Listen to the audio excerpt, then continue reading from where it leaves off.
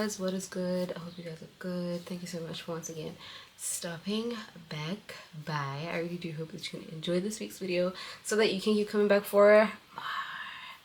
I am not wearing my contact lenses, so I'm kind of filming this video and I can't really see. I do have my glasses next to me, but it feels so weird wearing my glasses, especially because these are not the ones I like. I can't find the ones that I like, so I'm just hoping that we're not out of focus and like yeah, when I got. So today's video, it's a baby talk video. Sorry, it's a baby talk video, and a while ago, I think about 3 months ago, like 2-3 months ago, I went on my Instagram and I asked you guys what baby talk topics you guys would want us to cover, and of course you guys always pull through and then you'll send some topics. So I'm just going to be answering some of those topics today. Today's a Sunday and it's a chilled day. I'm having a very slow Sunday. I was very intentional about today being like a slow Sunday because tomorrow my week starts at 6:30. My call time is 6:30. Yeah, not always important 6:30. My call time at work is 6:30. So I am anticipating that this week is going to be quite a hectic one. So I'm intentionally having a slow Sunday. I'm just looking for the topics, child. I'm just looking for the topics. Okay, some of the topics you guys want us to talk about, I'm just like, some of the topics I am very not comfortable talking about. Yeah, there are some things that you will never find me talking about. It's like ever. And that's just a decision that I've made. Yeah, there's just topics that I am intentionally not talking about. But but yeah, just ride with me, okay? Just ride with me. If I'm not talking about it, it means I don't see the need to talk about it, or it won't serve me in any way. I have made a decision not to talk about it. Everything that you know about me, everything that I say is stuff that I want you to know about. Anything that comes out of my mouth on my YouTube channel, trust me, I'm okay with you knowing about it. So, and things that I don't want to talk about, or I don't feel like they should be on a public platform, you will never catch me speaking about them. How do you guys like my red hair? I've never had red hair before. It's just never been my thing. But yeah, I actually got this hair sponsored from Shein. I have so many wigs from Shein now, and I do think this is the best quality I've ever gotten from Shein. Anyway, so the topic that this particular person wants us to talk about is everyday tips on staying positive when life isn't going how you hoped it would go. Girl, I think first and foremost, 2024 has taught me that it doesn't always go as planned. So I mean, I've been a very blessed hun. I've been a very fortunate hun. My life has always went according to my plan up until I got into adulthood. So as a preteen, as a teen, as a university student, as a first time working adult, my life was going exactly as planned. So God has been very great in terms of that. So I had never fully understood what it means to not have life go according to how you had planned it or how you had hoped it would go according, until I'm 26 now, until recently. And then it was a whole game changer of realizing that sometimes things really don't go as planned. So first, I feel like I had to acknowledge that I'm not God. Sometimes I'll plan and his plans are going to be completely different. I had to be okay with it. I had to be okay with things not going according to my plan. And now I'm a natural A-list personality. I am sort of like a control freak. I've always been in control. I always know what I'm doing, when I'm doing it. I'm very addicted to success because I've been successful all my life. I'm so used to things going exactly how I've planned it because I work hard to make sure that things go my way or the way that I hope for it to go, which can be somewhat toxic when you try and have control over everything, because when you don't have control, when things don't go how you had planned it, we are uyashayeka, and you personalize it so much. So that's how being an A-type personality can sometimes work in your disadvantage.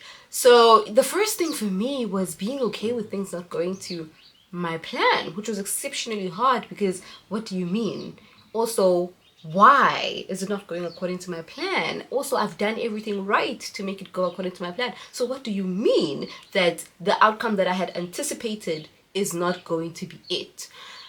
Yo, girl, when I tell you that I had to work on acceptance, on truly, because I feel like I've always known the saying, we plan but God decides. I've always known the saying that sometimes things don't go according to your plan. But until you are in it, until things are not going to according to your plan, that's when the saying makes sense. That's when you truly understand what is meant when they say we plan but God decides.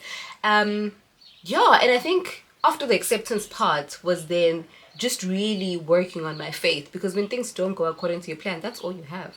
Faith is all you have. Ayikho indlela ozoshintsha ngayo ukuthi kuye according to your plan. Ayikho, it's out of your control. Faith is all you have. Just trusting that God, your plan is still for my good. Really, for me, was just really basking in the word of, you have good plans for my life, and those plans are to prosper me. And I really had to sit in that verse and believe it. I really had to work on my faith, understanding, which is easier said than done. When you are just saying that and you're not going through anything, it's easy to believe, it's easy to say it. But when you have to trust God, when you don't understand what is happening, when things are not going according to your plan, it is hard. Having to trust God at where you feel like there's absolutely no control over the situation, it is hard. But I think for me, that's how I've navigated things not going according to my plan. I just had to trust God. I had to sit with myself. I also feel like sitting with yourself helps a lot, because it gives you time to like redirect, to refocus, to restructure, and sort of like go back to the drawing board. What do I want? What don't I want? What's next? Yeah, and also I feel like when things are not going according to your plan, there's always something that's going perfectly right. So that's another thing. When one thing ingasebenzi, khona esebenzayo, kukhona okusho uNkulunkulu aqalayo noma uNkulunkulu akulethayo. But I think it all just boils down to faith. Crazy faith. So yeah, I think that's my biggest tip, is have crazy faith. It also depends what exactly you are facing, man, but having a support structure is very, very essential to whatever you're going through that's not going according to your plan. Having a support structure, having people that have been through a similar situation will also help you, because well, for now on a Sunday. Hello? Okay, so where was I? Yeah, where was I, man? A support structure. So it's important to have a support structure. It's important to associate yourself with people that have been through a similar situation, because it does get better. At the end of the day, I feel like everything that happens in your life works out for your good. It's just part of your journey. Whatever's not going right is part of your journey, and you really have to look at the positive side. You really need to believe, it was ordained that this is going to happen, because I always say, God knows our lives from A to Z. God knows every good that's going to happen. He knows every blessing that's going to happen. Equivalently, he knows every pain that's going to happen. He knows everything that's going to happen, when it's going to happen, how it's going to happen. God knows. Anything that happens in your life is ordained to happen in your life. There's nothing you could have done differently. There's nothing you could have done to prevent it. It's part of your journey. For your life to get to wherever he has destined you to get to. So it is especially somewhere. And just don't give up. Don't give up. And then Summer Grand. The next one is friendships in your 20s. Friendships in your 20s are very crucial. So my mentality on friendships last year is completely different to my mentality on friendships now. And it's crazy. I used to think, like, I was a very, like, samba nabahambayo type of person. I was a very minimum person when it comes to friendships. Like, it's either you get me or you don't. I was that type of person. And you just gotta understand that life is busy, super busy. But it doesn't mean that I don't love you as your friend. It doesn't mean that you are any less of my friend just because we haven't spoken in 2 weeks. So that was my mentality, and that was the only mentality that was there last year. While I still hold that mentality, I also now, so it has shifted, I also now believe, Guti, as much as CPZ, as much as life is happening, it is so important to be intentional about friendships. Friendships are so important. Those are the people that hold you down when shit hits the fan. So now I'm at a place where, as busy as you are, make time for friendship. Make time to be outside. Make time to be with your friends, because friends are equivalently important. However, I'm also at a point where some friendships just don't work and some friendships just need to be put to rest. I'm also at a point where I feel like adult friendships don't come in masses. They don't come in groups. They just, when I speak about adult friendships, I'm talking about like boma 3 people, less than 5 people, or 5 people at most. Now corner friendships in my adulthood serve different purposes. I have a friend where they're like my spiritual friend. So I have a friend that I will pray with. I have a friend that I'll go to church with. I have a friend where the majority of the friendship is centered around God. That's what is Isai more than anything. And then I have a friend where if I know that I want to have a good time, if I know that I want to distress, if I know that I would just want to laugh the whole weekend, if I want to know that I want to be a child the whole weekend, I don't want to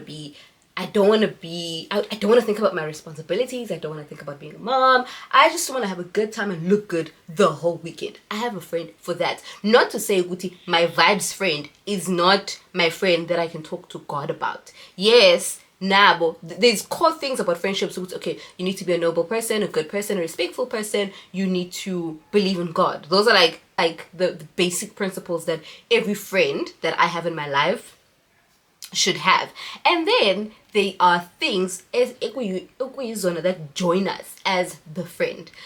So like I'm saying, not to say to the friend that is my vibes friend, I can never talk to God about. No, I can still talk to God about them. But I find in a spiritual friend where the main thing is God. Where I can still go have fun with you, but get fun in a low or my vibes, and I just know that a personality matches that type of mood. And then I have a friend where if I know that I'm talking business, if I know that I'm talking prosperity, a focused friend, not to say lababanye abeko focused they are, but for me, if I'm looking for focus and inspiration at that time, the go-to person for me who brings out that person in me is that specific friend. So my adult friendships work like that, where different friends will bring out a different type of person in me, and I love it for myself. I feel like it works for me. Kanjalo. I always compare my adult friendships to romantic relationships. I did something very, I'm proud of myself that I did this. So there's a friend of mine who didn't come to my wedding. Baby girl didn't come to my wedding, and so I was did she tell me? No, she didn't tell me. She didn't tell me. So I knew that she's coming, and then on the day of my wedding, she's not there. I was upset. At first, I was so upset at this, and I remember just being like, when I won't, like, when I won't.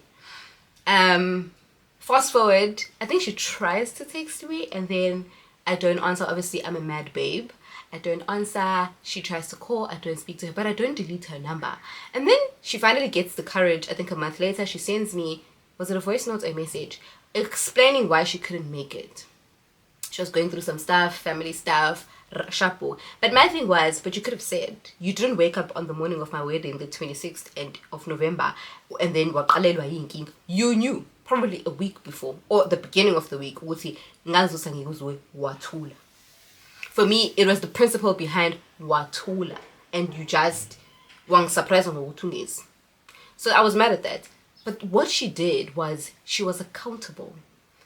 Egben accountable kwakhe, she was remorseful.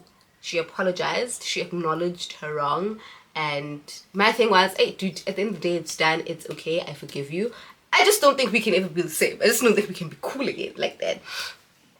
When I tell you that baby girl was persistent, that girl never gave up on our friendship. That girl was on my case every week. Hi friend, I'm just checking up on you. Like, she was really remorseful. She did the work into me trusting her again, consistently. So when now, it can be very cold. One thing about me, when I am mad, I can be very cold.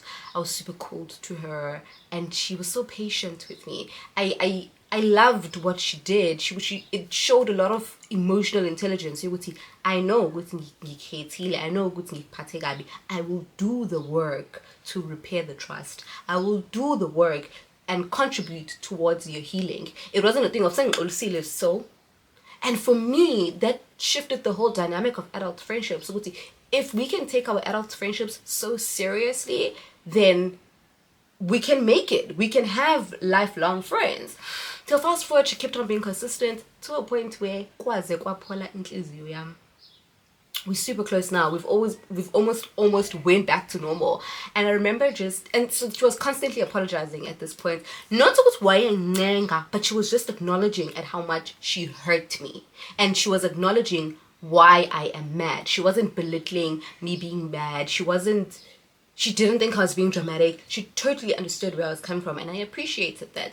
At the time, I appreciate it. But now, how she fought for our relationship, was one emotional intelligence in friendship. So fast forward, it gets to a point where I'm like, okay, she was going through stuff, and she couldn't tell me because she didn't want to hurt me, and she couldn't tell me because she didn't want to stress me more than anything. But she acknowledges that she should have told me, because I mean, my wedding, it had an entire guest list, most weddings, let me not even say my wedding. So I had already paid for her seat, her table, her meal. She was catered for, so I could have replaced her. So I lost money in the process of her just disappearing. So fast forward, I forgive her. I remember sitting to myself and saying, if we can forgive men for hurting us, why can't I do the same for my friend? That is accountable. That is doing her best to show me, to fight for our relationship. If I can forgive a man for whatever I've forgiven a man for, surely I can show the same love to my friend. And I remember saying that to her. I would say, dude, it's okay. Like, I forgive you. You made a mistake. You acknowledge it. Let's move. It's fine. And now we are super close. Now we've gotten back to what we used to be. And for adult friendship is treating each other with so much respect, with so much care, and yeah. So that's how I feel on adult friendships, and I'm so happy that we went through that because it made us closer. How to build confidence and learning to love yourself. Girl, you gotta believe that you're the it girl.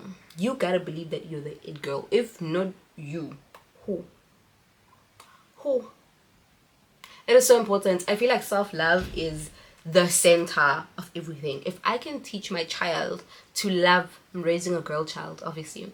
If I can teach UL to love herself more than anything, to be selfish with herself, as soon as I achieve that, even if I die, as a mother. If the only thing I can teach my daughter is self-love, God can take me. Because everything else comes from self-love. Every battle we win is tanda in a and she's able to put herself first. Because that automatically, if you love yourself, automatically you'll be selfish with yourself. Automatically you will know your worth. Automatically you won't stand for bullshit because you love yourself. You don't lack self-love. And if you love yourself, automatically confidence comes. So that's why I say self-love is like the center of everything. You cannot love yourself and not respect yourself. You cannot love yourself and not be confident in yourself. So you cannot also be confident and not love yourself. You cannot respect yourself and not love yourself. So self-love is like it's like the center of everything. I just think you need to really know who you are in order to love yourself. You need to know who you are. You need to identify who you are, because you're already a specific person. You come from a lineage. You are from someone. You come from a certain family. But that doesn't determine who you are. You need to determine who you are and who you want to be. Those are just things, ozalwa, and you can't control them. You are born into them. It is then up to you to then decide ukuthi noma ngaze kuthiwa ke ngizalwe emndenini onje, but mina, this is who I want to be. And loko kuqala ekuthenini, you need to love yourself so much. How do you love yourself? Tips on loving yourself for me would have to be, find out what you're good at. Once you find out what you are good at, it is so easy to fall in love with yourself, because you get addicted to the results of doing good. Find out what is it that you love doing, what is it that you are good at. Self-love is operating at your highest self. Oh, if I can get my daughter to operate at her highest self all the time. There's so many things, that I want Elle to take from me. As much as I am not perfect, nobody is, and I don't want my daughter to live her life based on me or what I want, but kunezinto that are, I just feel like that I wish to transfer to my daughter. Self-love is not allowing anything to change anything about you. Yes, it is important to be able to adapt as an adult, but you need to adapt according to your terms not according to somebody else's terms. Self-love is knowing that you're enough. Self-love is not fighting to be picked. Where even if you are not picked, you're enough. Where you're not willing to settle and do anything just to be picked, because you know that you are enough. And the right spaces, the right people, the right situations, the right job will pick you. That is self-love. The minute you have to do anything and everything in the world and settle for anything and everything in the world just to be picked, then you're not living according to your terms. So self-love is knowing that you're worth it, you're enough, and the right situations, the right people will align without you having to decrease who you are, without you having to change your mentality or be softer or be more understanding. No. Self-love is accepting Guti nginjena, and if you can't accept me nginjena, then you're just not supposed to be in my life. Self-love is you need to look at yourself in the mirror every single day and affirm yourself. And the minute you are doing anything that doesn't contribute to what you have affirmed in the morning, you just know it's not self-love. So if I look at myself, if I look at myself in the morning and I say, I am beautiful, I am smart, and during the day somebody tells me, oh, is cool, doesn't move me, it doesn't shake me, because I believe what I have told myself. Because who are you to tell me that? So self-love is, it's you deciding what you want to be. What's important is how you see yourself. It's not how anybody else sees you. What's important is what you tell yourself. Your mind will believe what you tell it, not what somebody else. You allow yourself to believe what somebody else tells you. But your mind is wawena. So if I've told myself that I'm a fine babe, and you tell me that I'm not a fine babe because I have a big forehead or whatever the case is, because who are you? Are you of any importance in my life? No. I have told myself that I'm a fine babe. And that's what my mind will believe, because I'm operating at the highest version of myself, and that is what self-love is. Self-love is doing the things that you enjoy for yourself. So if I like flowers, you're not going to wait for anybody to get you flowers. You're not going to attach any standard that needs to be met by anybody else. You're going to work hard and buy yourself flowers because you love flowers. So that's what self-love is. It is loving yourself before expecting to be loved. If you love being if you love money, self-love is making your own money so that you can give yourself the money. Because if you're gonna wait for a man to give you money to feel loved, what happens when he doesn't give you money? Are you gonna stop loving yourself? Are you gonna stop feeling loved? Not to say men shouldn't give us money, don't get me wrong. And I'm not saying don't take the money, take the money. Of course take the money, grab the money. But also work to get to a place where you can provide anything and everything that makes you feel loved. So I think the last topic that we're gonna talk about is, I know this one needs me to think. You guys want us to talk about finances? We'll talk about finances in the next one because that one requires me to do a little bit of research. Internal dialogue, what does that look like for you? Oh, babe, let me close it with this one. Internal dialogue for me as a 26-year-old, first of all, I don't know what it is about 30 that I am super excited for. I don't know what it is about 30 that I am looking forward to. I don't know what it is about 30 that makes me feel like a boss babe. I don't know what it is about 30 that makes me feel unstoppable. I don't know what it is about 30 that I am looking forward to. But I am looking forward to 30 like a mad person. I don't know, and I mean it. I don't know. I don't have any big goal that is attached to me being 30. My goals are done yearly. So I have yearly goals. Okay, this year I want to do this. I don't have anything in 4 years' time. But I am looking forward to 30 like a crazy babe. I just know at 30, I am going to be greater than I am. I'm going to be double what I am now. If I think I am a mean boss babe, not mean as in like, not mean in the sense of like I treat other people badly, no. But if I think I am a mean boss babe now, I'm going to be double that at 30. So my internal dialogue looks like I can't wait for 30. It looks like I'm very excited for 30. Yeah. My internal dialogue is looking at my bucket list. My internal dialogue is going back to Asipe at 17-year-old Asipe and the things that she wanted to achieve, the places that she wanted to go to. And I ask myself, am I willing to let that go? So for example, I've always wanted to go perform with Lion King. It's always been my dream that I'm going to play Unala. To a point where I have a friend of mine who calls me Nala because I would carry myself like Unala. When I was still in drama school, I would carry myself like Unala. I would show up as Unala. I would perform like Unala. I would sing like Unala. So I lived her because I wanted to be her. And then life happened, so many things happened in between. 26 now, and I'm like, will I rest if I don't achieve that dream? If I don't achieve that dream, particularly, what is the closest thing to it? The closest thing to it is performing globally. And I'm at a point where I haven't even stepped outside my country. So it's things like that. Kuti, am I willing to put it to rest? My internal dialogue is, am I willing to let go of the dream of, at some point in my life, back to 17-year-old Asipe wanted to be abroad.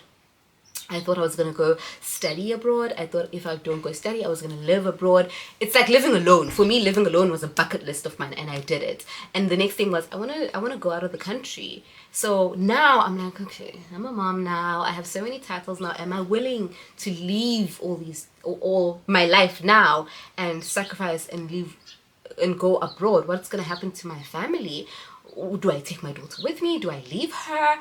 There's so much that has happened where it's not just Asipe. Now I have people that I need to think about. But Asipe Pela and the things that Asipe Pela wanted to do before I became all of these things that I am now, it's like, am I willing to put it to rest for my new life? That's what my internal dialogue looks like, and I am still trying to find the answers as to what dreams I'm willing to let go, what dreams I'm willing to pursue no matter what, even in my current state, because I always say, Buti, it's not by mistake. I'm not in the position that I am by mistake. It is because God had ordained exactly like this. And it's not a mistake that I have the dreams that I have. It's not a mistake that I want the things that I want, God knew ukuthi uAsipho uzoba naleli phupho, but uAsipho ngizombusisa ngendodakazi at 26 engakalifezi leli phupho. So kuzokwenzakalani? Uzolifeza leli phupho nendodakazi yakhe, or does it take ukuthi indodakazi? You know, that's what my internal dialogue is. That's what my dialogue with God is, with my ancestors is. Now that I'm here, I want this. How do I get to it? Do I still want to get to it? Or am I putting it to rest? But there's a danger in putting dreams to rest because they were not planted for no reason. You know? So it's it's a hard one.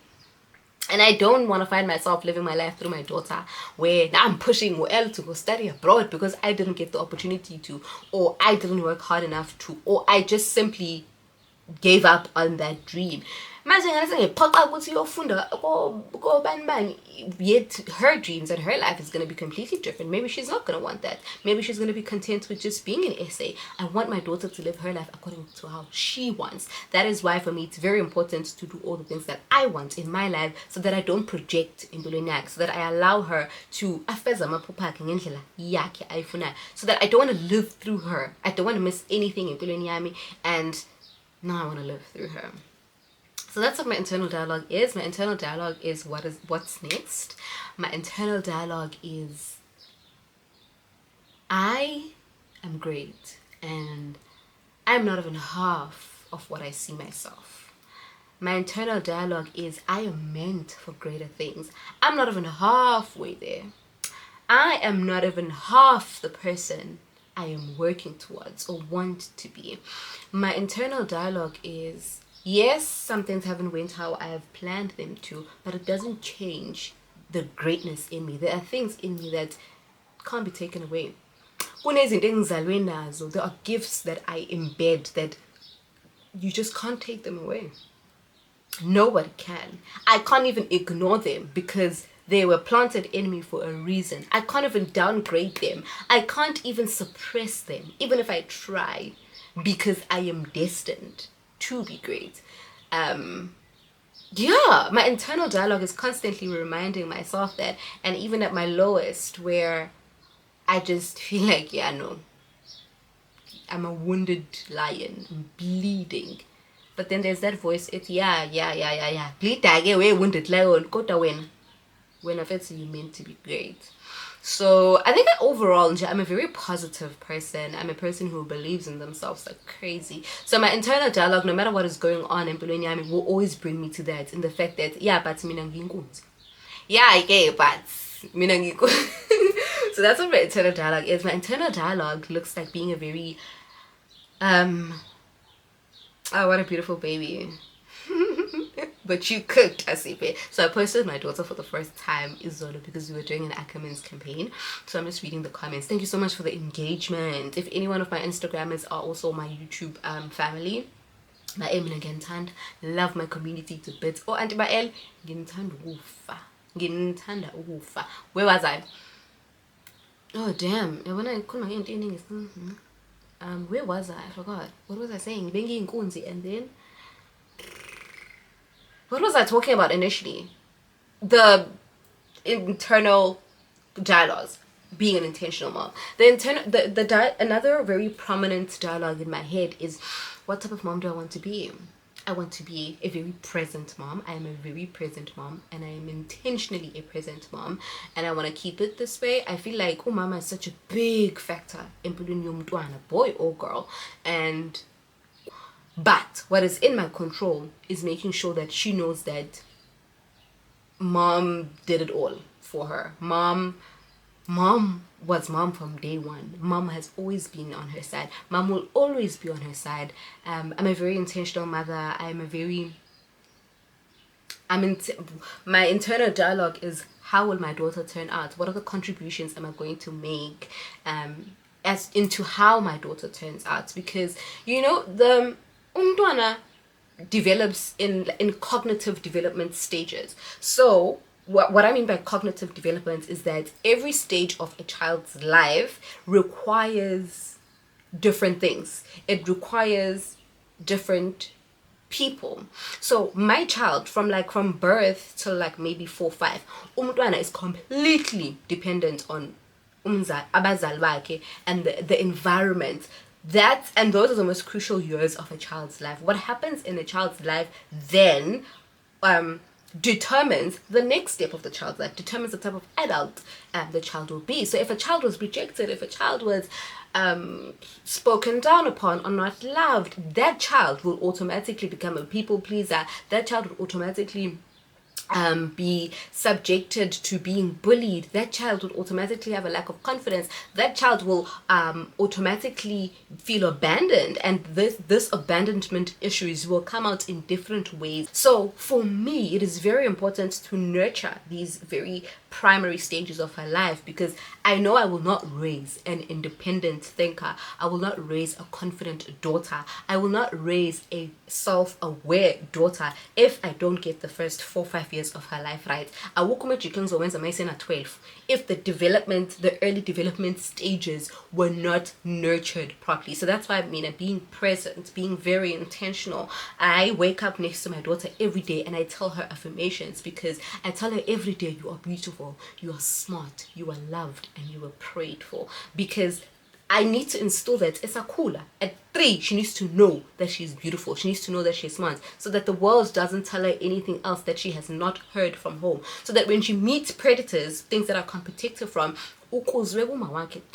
and there's no magic that's going to happen when she's 12, when she's starting to be exposed to boys, to men, to predators, or just the world and social media and what advice of figure, and tell my daughter different things.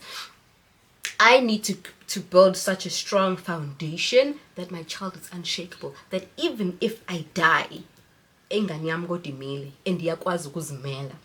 so yeah, those are my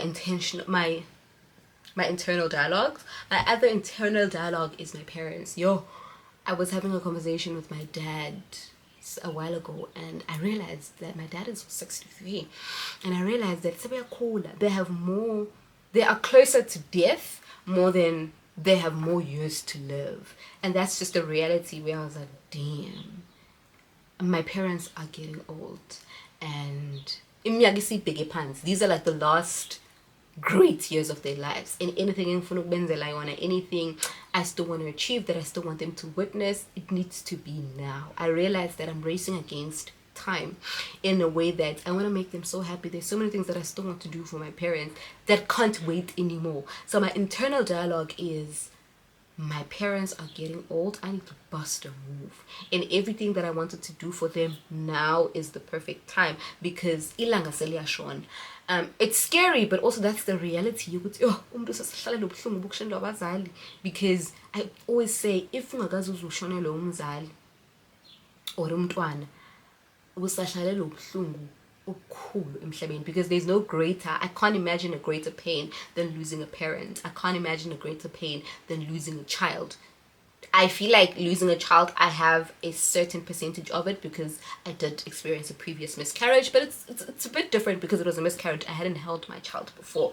It is a loss, and it is something that took a lot to not even get over. I wouldn't say I'm over it, but to live with and to heal from.